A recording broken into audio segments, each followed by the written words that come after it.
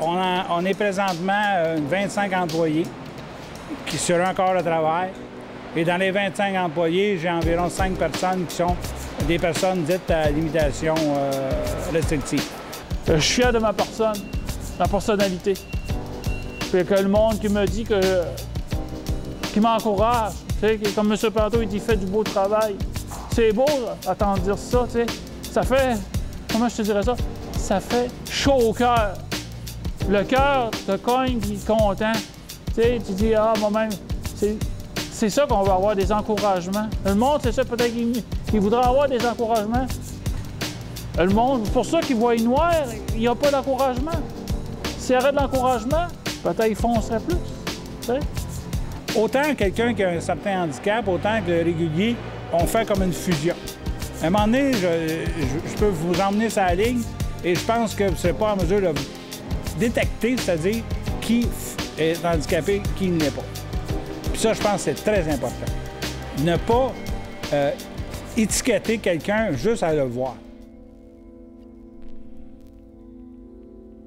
Donc, dans l'ensemble, il donne quand même un rendement appréciable. C'est sûr que le rendement est aux fonctions de l'utilisation qu'on en fait et aussi de la supervision qu'on doit en faire. C'est sûr qu'on doit superviser un petit peu plus qu'un employé régulier. Mais par contre, je pense que c'est, à la longue, c'est profitable parce que c'est les personnes qui, foncièrement, donnent le maximum de leur capacité tout le temps, à 100 %.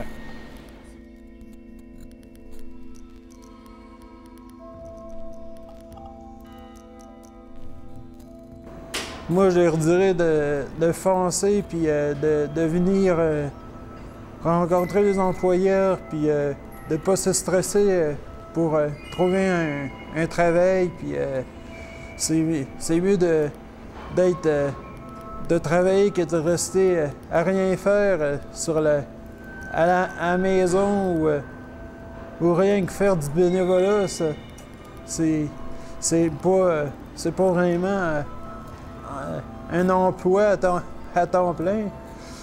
Moi, j'aime mon travail, puis s'il y en a qui veulent travailler, venir travailler n'importe quand, c'est mieux de travailler dans la vie que rien faire. De foncer. Fais comme moi. Moi aussi, avant ça, je fonçais pas. Je reculais en arrière, puis j'avais peur de la foncer. Ça va très bien, parce que c'est toujours très bien dans la mesure où c'est la direction qui veut ça aussi. Moi, j'ai toujours dit que peu importe c'est qui, il y a un job à faire, tu le fais. Et je dis ça à mes employés qui sont réguliers et aux employés qui ont des limitations. Je leur explique le pourquoi, qu'ils doivent toujours performer la même chose que les autres. Donc, ils se sentent valorisés dans certains points parce que quand il y a des performances de groupe, ils sont inclus dans cette performance-là.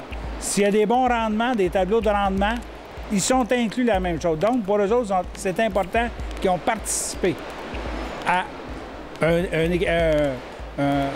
participer à acquérir, si tu veux, une performance idéale.